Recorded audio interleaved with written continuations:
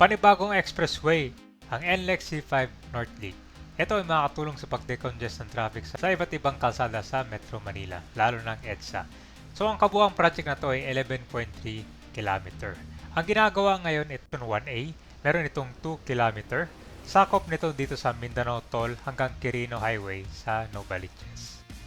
So ang benepisyo nito ay bypass ng traffic, may iwasan ng mga sasakyan na matinding gridlock dito sa Mindanao Avenue at Quirino Highway. Mas mabilis ng biyahe kapag natapos ang kabuuang 11.3 km mula Mindanao hanggang Commonwealth Avenue ay magiging 10 minutes na lang. So dati naabuti ng 45 minutes hanggang 1 hour. So ang cover natin ngayon, simula tayo dito sa Quirino.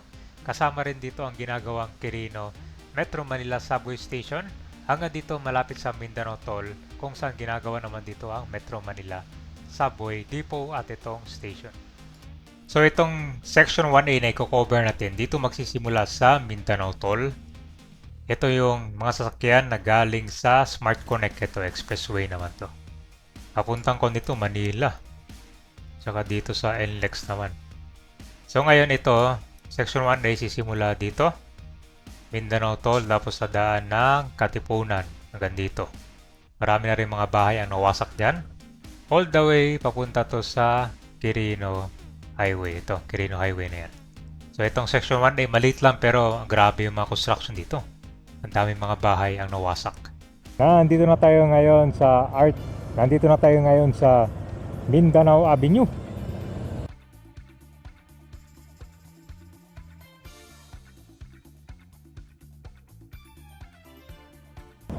Ang dami pala mga bahay dito na nawasak talaga. Lalo na yung mga barong-barong. Dire-diretso eh. Ano to? Libong-libong bahay na itong nawasak. So ito guys, galing ito sa Quirino Highway. Yan, pinakita ko lang sa inyo yung daanan, no? Itong project. Pero dito muna tayo sa papuntang toll.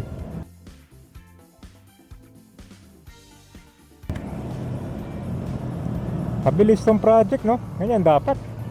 Hindi nakatenga ba? Mukhang maunahan siguro to sa target date na matapos. Ito na. So meron ng girder. Tingnan natin, mukhang buo na yung structure niya. Ayun, ito yung karugtong niya. Napakabilis, no? Ayan guys, so ito na yung dito dadaan yung project. Ito, meron na rin pala dyan, no?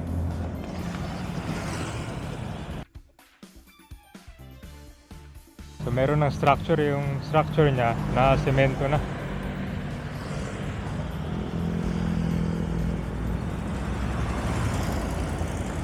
Ayan.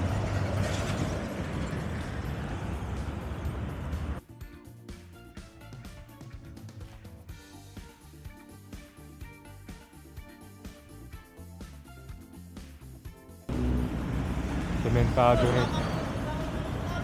Sir,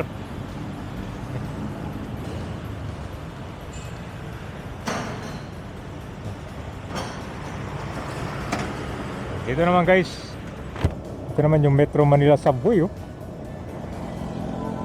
Kaliwat kanan yung project. Tama ito, traffic dito. Ito yung mag-U-turn pala.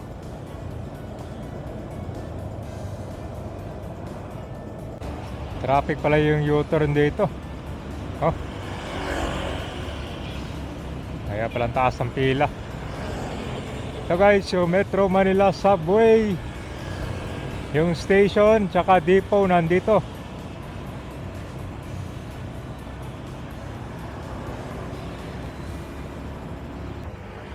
Ito yung papasok ng expressway.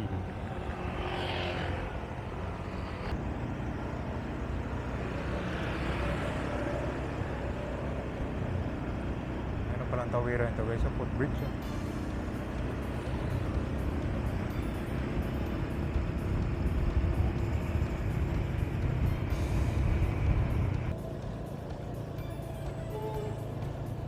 Guys,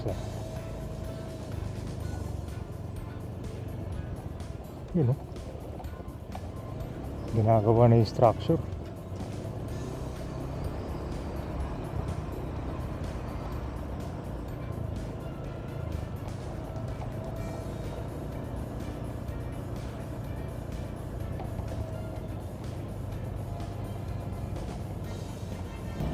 buo na rin pala siya dito sa baba, oh. Ayan, yung patawid na to sa kabila. Yun. Yan ba yung update natin?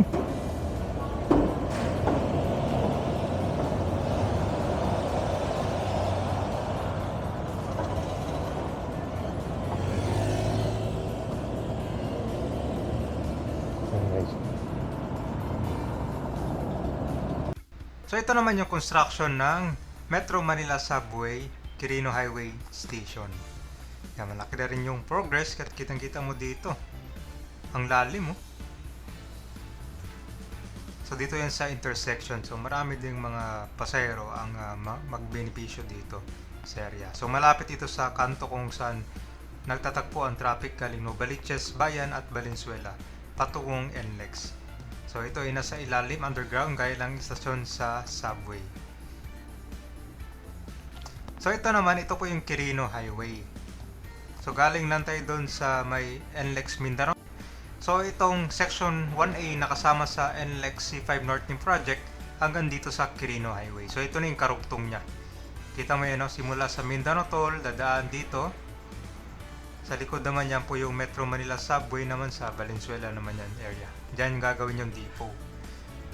So, kitang-kita mo malaki na rin yung progress, no? Tsaka ang daming mga bahay ang nawasak dito sa tinatayuan ngayon ng expressway. Ito na. So dito siya lulusot. Kita mo yan? So ito yung mga latest patch ng mga bahay na didemolish. Diretso na to ng Quirino Highway.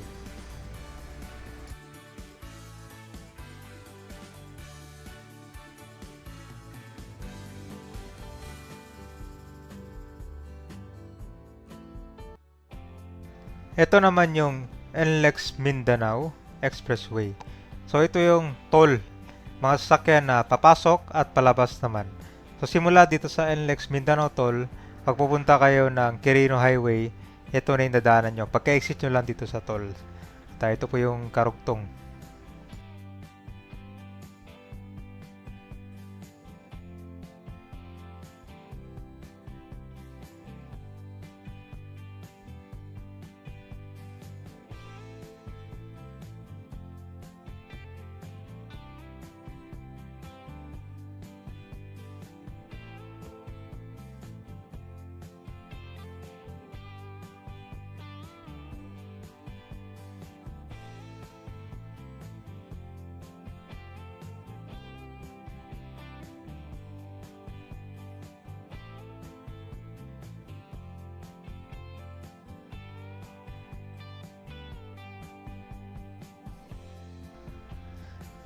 So napakabilis, tinan mo, sementado na agad yung structure nitong NLEX C5 North Link project.